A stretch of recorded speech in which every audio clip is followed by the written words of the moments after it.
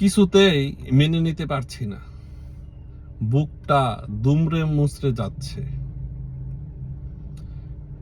নেতা যে নেই এটা কোনোভাবেই মানতে পারছি না।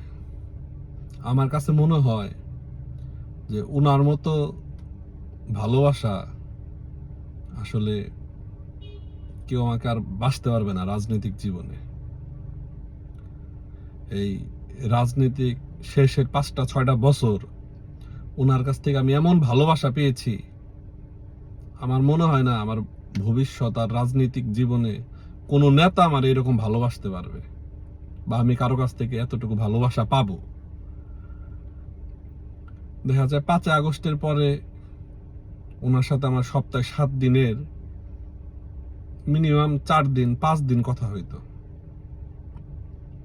এবং যতবারই কথা হইতো 1 ঘন্টা 1.5 ঘন্টা 2 ঘন্টা করে তার সাথে আমার কথা হইতো।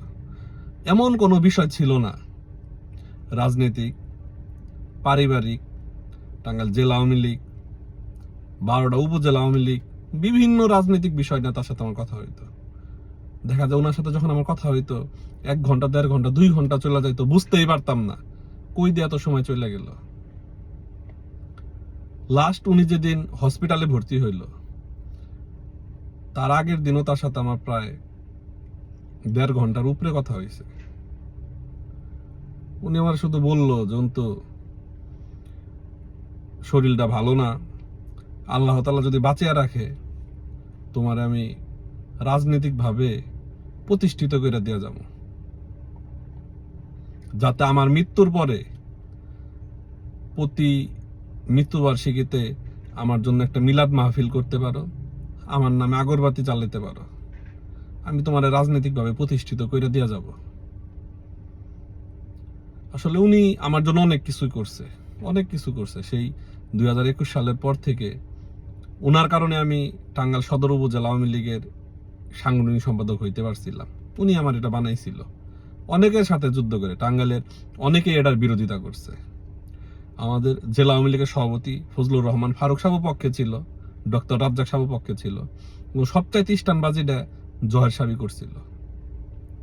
এবং আপনারা জানেন যে 5 আগস্টের আগে আমি একটা মামলায় জেলেও গেছিলাম। সেই জেলে 25 দিনে 4টা হিয়ারিং ফালানো হয়েছিল।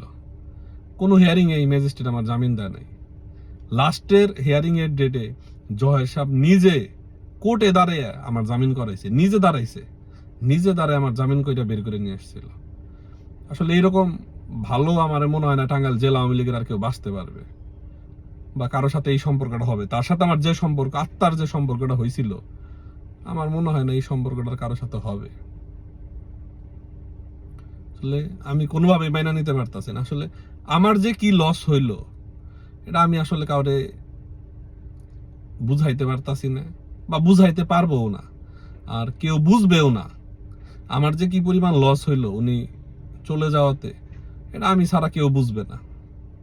এই লসের, এই ক্ষতিপূরণের কোনো ব্যবস্থা নাই। এই ক্ষতিপূরণ হবে না, কোনো কিছু দিয়ে ক্ষতিপূরণ হবে না।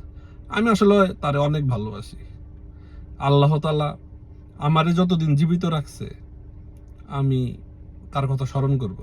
উনি আমার জন্য যা করছে আমার ওনার কথা মনে থাকবে। আমি আমার মৃত্যুর আগ পর্যন্ত আমি জহের সাহেবের কথা স্মরণ করব। আমি চেষ্টা করব প্রতি বছরই মৃত্যুবার্ষিকীতে তার জন্য মিলাদ পড়ানোর, দোয়া পড়ানোর, এতিমদের খাওয়ানোর। এটা আমি মৃত্যুর আগ পর্যন্ত চেষ্টা করে যাব। এতে আমি রাজনীতি করি আর না করি, রাজনীতির হিসাবটা অন্যরকম। রাজনীতি নাও করতে পারি ভবিষ্যতে, কিন্তু উনার যে স্নেহ আদর আমি পাইছি, আসলে এটা মানে ভুলার মতো না। আমি আসলে ভুলতে পারুম না। একজন বাবার তার সন্তানকে যেভাবে আগলিয়া রাখে, উনি আমার ওইভাবে আগলিয়া রাখছে লাস্ট 4-5টা বছর। আমার উপর দিয়ে অনেক ঝড়, অনেক ঝাপটা, অনেক কিছু গেছে, উনি সবকিছু মোকাবেলা করছে। একদম একজন গার্জেন, অরিজিনাল যে গার্জেন, ওই হিসাবে সে আমারে একদম একটা মুরগি যেমনি তার ছোট ছানাদের চিল, কাকের কাছ থেকে বাঁচানোর জন্য ডানার নিচে লুকিয়ে রাখে, উনি আমার এরকম করছে লাস্ট 4-5টা বছর। আমি আসলে ওনার কাছে কৃতজ্ঞ। কালকে রাতের পর থেকে ঘুম আসতে পারি নাই, কোনোভাবেই ঘুম আসে না, চোখ বন্ধই করতে পারি না। আমার কাছে মনে হয় যে এখন উনি মারা যায় নাই, এখন উনি ফেরত আসবে। মানে আমি এটা মানতেই পারতাছি না কোনোভাবে যে উনি মারা গেছে। আপনারা সবাই ওনার জন্য দোয়া করবেন। আপনাদের কাছে অনুরোধ, হাত জোর করে অনুরোধ করি, আপনারা ওনার কোনো ভুল থাকলে, রাজনীতি যেহেতু করছে ভুল তো আছে, আপনারা এগুলো ক্ষমা সুন্দর দৃষ্টিতে দেখবেন। ওনার প্রতি কেউ রাগ রাখবেন না। আপনাদের কাছে আমি হাত জোর করে অনুরোধ করি, আপনারা সবাই মন থেকে ওনাকে মাফ করে দেন। আল্লাহ যেন ওনাকে বেহেশত নসিব করে।